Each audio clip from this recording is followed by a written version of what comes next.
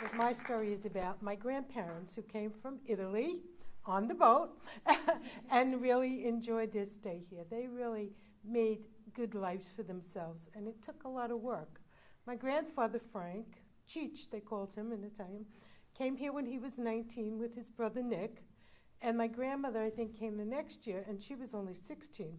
They met here. They had an arranged marriage, and he would go visit her every week, and they'd sit on separate couches, they told me, and they smile at each other. Just so happened they really liked each other, so they hit it off, and they were married close to 60 years, I guess, towards the end. Grandpa came with his brother, and they worked down in the garment district, because they were tailors, and they made beautiful coats. And they worked very hard in order to accumulate funds to build their house in Brooklyn. They would come here every weekend and go to Brooklyn, and they'd have some materials delivered there. And they were able to leave it on the property that they bought without anybody ever touching it. And they would go out there every weekend and start building their home, which is still there today, 1714 71st Street, Brooklyn, New York. And they did such a good job, and it's very sturdy.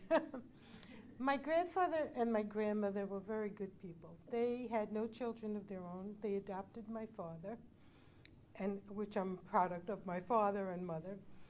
So we would go there every weekend and cook and have fun and sing Italian songs. And my grandmother, one of the things I remember clearly was my grandmother and grandfather liked snails. Escargot, they called it, so we didn't know it was snails.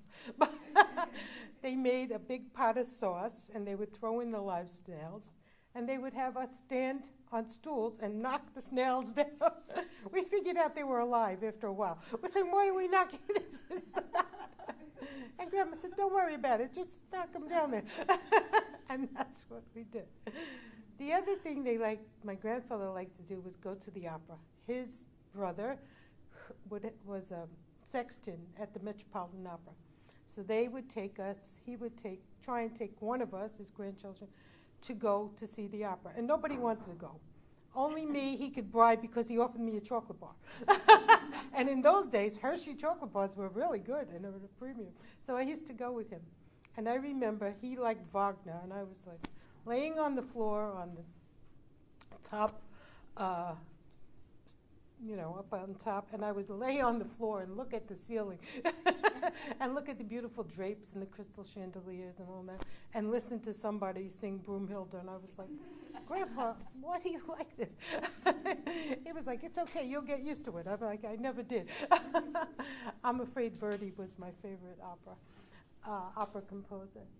And at the end, I think they were both ill, and it was hard because they only had me and my brother, and they really loved each other. It was wonderful to see how much they cared and how much they were able to make of their lives, because they were very poor when they were in Italy. There was a famine at that time when they left, which was 1898. And him and his brother built their own coat manufacturing plant not too far from where they lived, and they made coats. My grandfather was upstairs, he made women's coats, and my Uncle Nick was downstairs making men's coats. And that was the family business. So they did well. They had a good life. There was some sorrow, but most of it was very good. And I enjoyed hearing his stories. One of his other favorite stories was that when they worked on Canal Street or in the garment district, they would buy lunch, listen to this, for 3 cents between him and his brother.